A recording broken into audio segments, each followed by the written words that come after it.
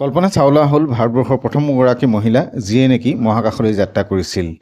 দেৱবাণী সংস্কৃতম সকলোকে লহৰ কৃষ্ণলৈ স্বাগতম জনাই আজি ষষ্ঠ শ্ৰেণীৰ ষষ্ঠ পাঠ কল্পনা চাওলা এই পাঠটোৰ অসমীয়া অনুবাদ প্ৰশ্নোত্তৰ আৰু কল্পনা চাওলাৰ বিষয়ে সকলো আগবঢ়োৱা হৈছে। ভিডিঅ'টি আৰম্ভণিৰ পৰা শেষলৈকে চাবা আৰু লাইক কমেণ্ট কৰি কেনে লাগিছে জনাবলৈ নাপাহৰিবা। ষষ্ঠ পাঠ কল্পনা চাওলা। ষষ্ঠ পাঠ কল্পনা চাওলা অসমীয়া অনুবাদৰ সৈতে আগবঢ়োৱা হৈছে। কল্পনা চাওলা ইতি নাম শ্ৰুত্বা এবং গৌৰৱস্য অনুভূতি ভৱতি। কল্পনা চাওলাৰ এই নামটো শুনাৰ লগে লগে গৌৰৱৰ অনুভৱ হয়, অৰ্থাৎ গৌৰৱ অনুভৱ হয়। সা ভাৰতস্য প্ৰথমা মহিলা অন্তৰিক্ষ যাত্ৰিনী আছিল।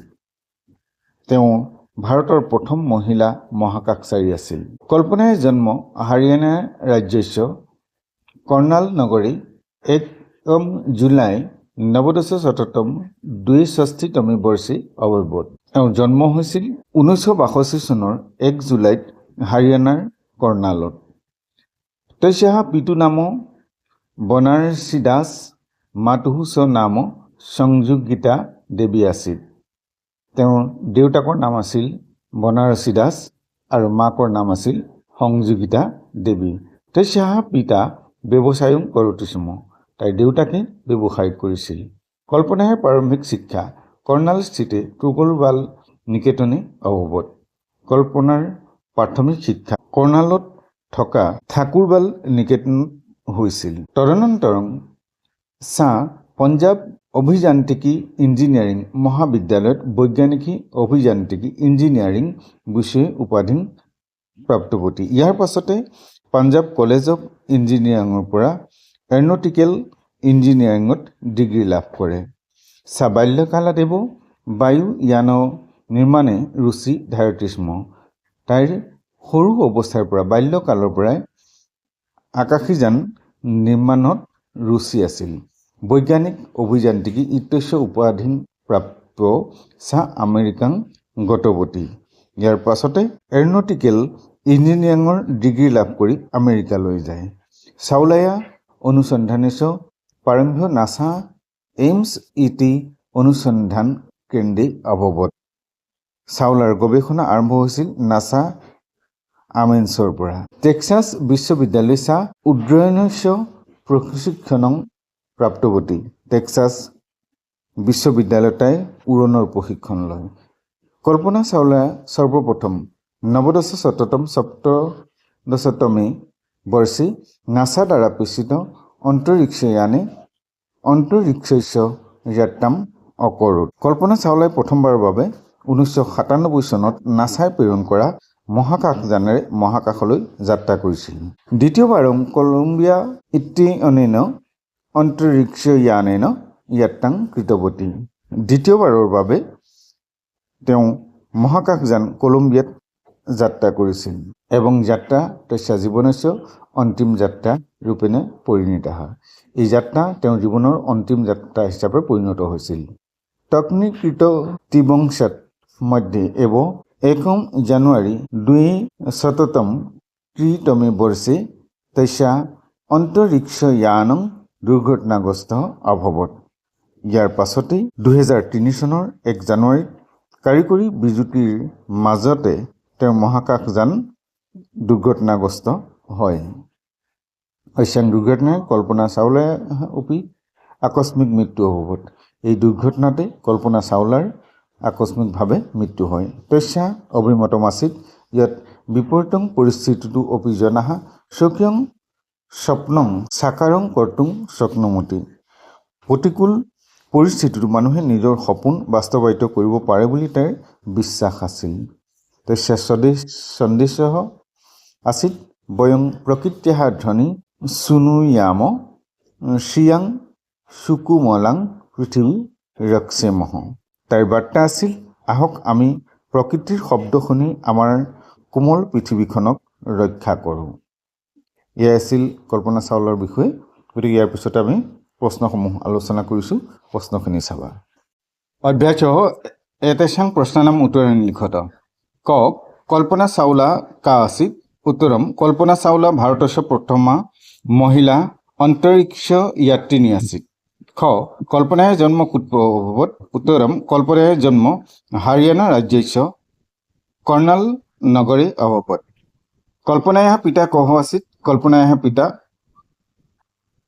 बनारसी दास आसीत् सः व्यवसायं करोति स्म कल्पनायाः प्रारम्भिक शिक्षा कुत्र अभवत् कल्पनायाः प्रारम्भिक शिक्षा कर्नाल सिटे टुगोलपाल निकेतने अभवत्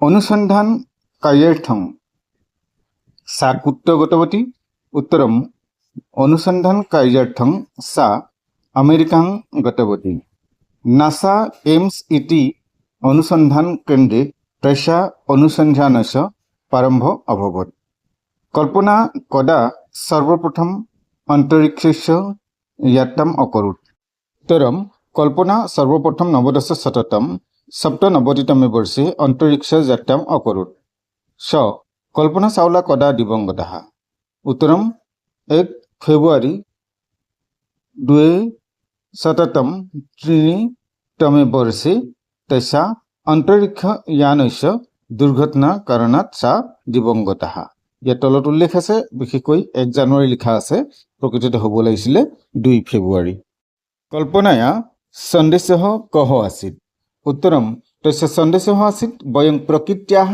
ध्वनिं शृणुयाम श्रियं सुकुमालां पृथिवी रक्षेम इति तत्पश्चात् द्वे प्रश्ने अस्ति 2 নম্বৰ प्रश्नत मञ्जुस्थान उचितं पदम आदाय रिक्तस्थाने लिखतु अर्थात बन्धनीर भितरत किछुमान शब्द আছে সেইখিনি লৈ পেলাই তলৰ খালি ঠাইখিনি পূৰণ কৰিব লাগে মঞ্জুছায়াম अस्ति संयोगिता देवी 1 जुलाई 1962 1 जनवरी 2003 टेक्सास विश्वविद्यालय नासा एम्स अनुसंधान केन्द्रे वायुयान निर्माणे क कल्पना चावलार जन्म 1 जुलाई 1962 तमे वर्षे अभवत् तस्याः मातुः नाम संयोगिता देवी आसीत् ग कल्पना बाल्य अवस्थायामेव वायुयान निर्माणे रुचि धारयति स्म घ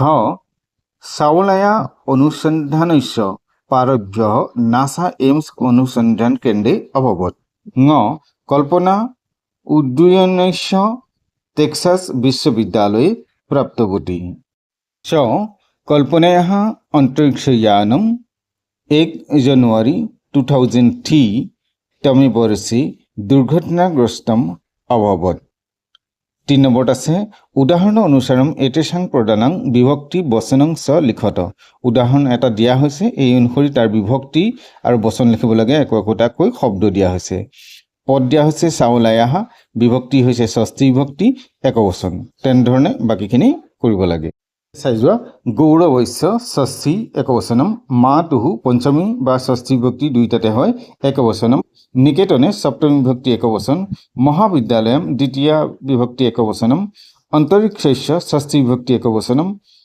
त्रुटिवशात् पंचमी विभक्ति एकवचन प्रकृत्याः पंचमी विभक्ति बा षष्ठी विभक्ति एकवचनत হয় আৰু সময়ে সপ্তमी विभक्ति एकवचन 4 নম্বৰ দিয়া হৈছে প্ৰশ্ন নিৰ্মাণ অংকুৰত প্ৰশ্ন নিৰ্মাণ কৰিবলৈ কল্পনা চাওলাৰ নাম সুত্ৰা এব গৌৰৱস্য অনুভূতি জায়তে कस्य नामसूत्र एव गौरवस्य अनुभूति जायते तस्य पिता व्यवसायं करोति स्म तस्य पिता किं करोति स्म ग सा कस्य प्रशिक्षणं प्राप्तवती घ अन्तरिक्षयानेन यात्रां कृतवती कल्पना चावला द्वितीयबारं केन यानेन यात्रां कृतवती ङ कदा अपि सा किं कर्तुं शक्नुवन्ति यार पाछते 5 নম্বৰ দিছে कल्पना चावलार विषये 5টা বাক্য লিখিব লাগে 5টা বাক্য দেখুৱাই দিয়া হৈছে তোমালোকে এইকিটা চাই পেলাই লিখিবা আজিলৈ ইমানতে সামৰিছো পৰৱৰ্তী নতুন পাঠ লৈ আহিম চেনেলটো চাই থাকিবা আৰু চেনেলটো যদি নতুন এবাৰ সাবস্ক্ৰাইব কৰি বেল আইকনটো প্ৰেছ কৰিলে পৰৱৰ্তী পাঠসমূহ